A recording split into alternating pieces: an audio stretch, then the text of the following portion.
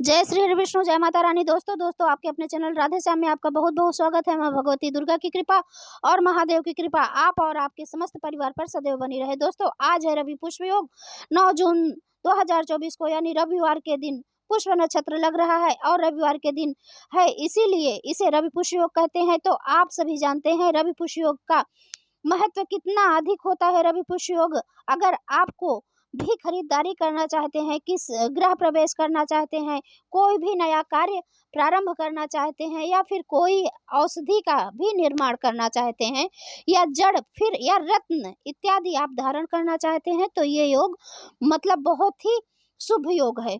जो बहुत नक्षत्र होता है वो बहुत ही संयोग से अत्यंत ही श्रेष्ठ और शुभ फल देने वाला है माना जाता है। इसे पुष्प योग में यदि आप कोई भी मंत्र जपते हैं तो वह सिद्ध हो जाता है। कोई भी उपाय आदि करते हैं तो उसका लाभ आपको बहुत अधिक प्राप्त होता है, या यूं कहूँ तो नक्षत्र में किया गया कोई भी उपाय आपको जन्म जन्मांतर तक आपको लाभ देता है, क्योंकि ये नक्षत्र जो होता है यानी पुष्प नक्षत्र जो होता है, इसमें किया गया जो भी कार्य होता है वो संचित हो जाता है। अच्छा या फिर बुरा जो भी आप कार्य करते हैं वो संचित हो जाता है, पाप कर्म या पुण्य कर्म के रूप में आपको प्राप्त होता है। इसलिए जब भी रवि पुष्प योग आता है या फिर गुरु पुष्प योग आता है तो अच्छे कार्य करने चाहिए। तो मैं आज इस वीडियो में बात करने वाली हूँ कि जो पुष्प योग लग रहा है तो आपको क्या करना चाहिए, जिससे कि आपकी कोई भी मनोकामना हो, आर्थिक समृद्धि की कामना हो, संतान की कामना हो, मान सम्मान की कामना हो, या फिर सौभाग्य की कामना हो, या फिर विवाह की मनोकामना हो, हर प्रकार की कामना इस उपाय को करने से पूरी हो जाएगी। यदि आप इस उपाय को पूरे विश्वास के साथ, श्रद्धा के साथ करेंगे तो आज की वीडियो बहुत महत्वपूर्ण है, तो पूरा जरूर देख लीजिएगा। अच्छी लगे वीडियो तो लाइक और चैनल को सब्सक्राइब जरूर कीजिएगा। और आपके एक लाइक से मुझे बहुत ही हिम्मत और प्रेरणा मिलती है। तो अगर हो तो संभव ये वीडियो शेयर भी जरूर कीजिएगा, जिससे दूसरे भक्तों को भी इसका लाभ प्राप्त हो। तो जानते हैं पुष्प योग कब से प्रारंभ होगा, कब समाप्त होगा? तो देखिए पुष्प नक्षत्र प्रारंभ हो रहा है आज रात्रि में 8:20 से, यानी 9 जून रात्रि 8:20 से पुष्प नक्षत्र का प्रारंभ होगा। और पुष्प नक्षत्र समाप्त कब हो रहा है? 10 जून सुबह 5:44 पर, मतलब रात्रि में आपको पुष्प नक्षत्र मतलब रवि पुष्प योग का संयोग आपको प्राप्त होगा, जो रात्रि 8:20 से अगले सुबह 5:44 तक आपको प्राप्त होगा। अब रात का समय है, तो दोस्तों ये मत समझिए कि आज का सिर्फ रविवार का ही दिन है आपके पास। आप सोमवार के दिन 5:44 तक, माफ कीजिएगा 44 तक आप ये उपाय कर सकते हैं। उसके पहले ये उपाय आप जरूर कर सकते हैं। तो समय ये रात्रि का है, तो वैसे तो आप रात्रि को जड़ धारण नहीं कर सकते हैं, धारण कर भी सकते हैं तो कैसे? पौधे को हाथ नहीं लगाया जाता, रात्र को स्पर्श नहीं करना चाहिए, तो इसीलिए पौधे का उपाय आप नहीं कर सकते हैं। यदि आपके पास पहले से है या पहले से धारण कर रखे हैं तो आप उसको अवश्य निकाल लीजिए।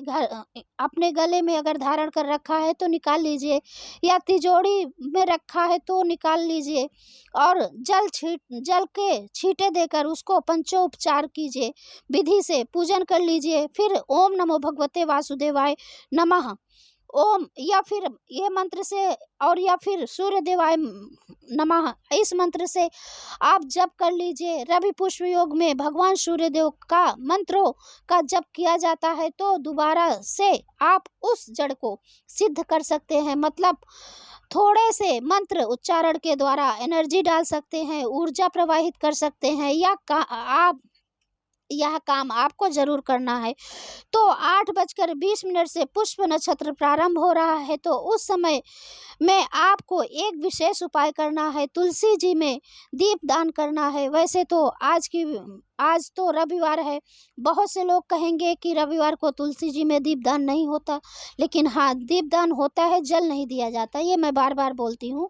तो आप तुलसी जी में शुद्ध घी का दीपक जलाइए, 2 लौंग उसमें डाल दीजिए। ये सब जानते हैं कि लौंग बहुत ही कारगर उपाय है, मनोकामना ज़रूर पूर्ण करती है।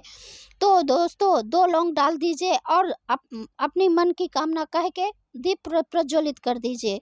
और एक मंत्र है जो आप बोलेंगे दीप प्रज्वलित करते वक्त कि महाप्रसाद जननी सर्व सौभाग्यवर्धनी आदि व्याधि हरा नित्यम तुलसी त्वाम नमस्तुते। ये 11 बार या फिर आप 108 बार जरूर जप कर लें। और एक उपाय है, दीपक चौमुखी आप जलाएं। तो ये दीपक कहाँ जलाना है? तो आपने घर के मुख्य द्वार पर आपको ये दीपक प्रज्वलित करना है।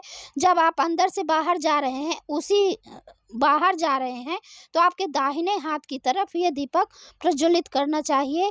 और ये दीपक शुद्ध घी का होना चाहिए। और अपने दाएं हाथ आप प्रज्वलित करके और अपने मन की जो कामना है वह प्रज्वलित करते वक्त बोल दीजिए, आपकी सभी मनोकामनाएं पूर्ण होगी। और एक उपाय है कि आप गौ माता को रोटी दे सकते हैं। तो रात्रि का समय है, तो कैसे जाएंगे देने के लिए? तो एक रोटी आप उसमें घी लगा लीजिए और गुड़ बीच में दबाकर आप रात को ही निकाल दीजिए, सुबह जाकर दे देना। ये उपाय कर लीजिए और अपनी मनोकामना पूर्ण करके। और गौ माता में 33 कोटि देवी देवताओं का वास होता है, तो आप गौ माता को प्रणाम करके ये रोटी उनको खिला सकते हैं। और हाँ दोस्तों, ये सब करने के बाद आप अगर हो सकता है तो ये उपाय और बहुत ही कारगर है, आप श्री सूक्त का 16 बार जाप कर सकते हैं। तो इसका कैसे करेंगे? आप स्नान करके अच्छे से स्वच्छ कपड़े धारण कर लीजिए और फिर अपने घर के मंदिर में आसन बिछाकर आप पूजा पाठ अच्छे से करके लक्ष्मी जी और नारायण जी का पूजन करके आप बैठ जाइए और श्री सूक्त का पाठ कर लीजिए। दीपक जला लीजिए शुद्ध घी का और हल्दी कुमकुम पुष्प इत्यादि से आप माता लक्ष्मी जी और श्री नारायण जी का पूजन कर लीजिए। और 16 बार आप श्री सूक्त का पाठ कीजिए। अगर यदि आप नहीं कर सकते हैं, समय नहीं है या फिर आप सही उच्चारण नहीं कर पाते हैं, तो आप मोबाइल पर भी रखकर आप सुन सकते हैं। तो दोस्तों ये थी आज की वीडियो। और हाँ दोस्तों, यदि आप अच्छे से मन से अगर ये सब पूजा और उपाय करेंगे तो निश्चित ही माता लक्ष्मी और श्री हरि विष्णु जी की कृपा जरूर होगी और आपकी जो भी मनोकामना है वह सब पूर्ण अवश्य होगा। अपने पर विश्वास रखिए और माता जी पर विश्वास रखिए, श्री हरि विष्णु जी पर विश्वास रखिए, आपकी हर मनोकामना पूर्ण होगी। बस ये थी आज की वीडियो दोस्तों। और अगर वीडियो अच्छा लगा हो, आपके लिए यूजफुल हो, तो ज़रूर इसे लाइक और शेयर कीजिए। धन्यवाद।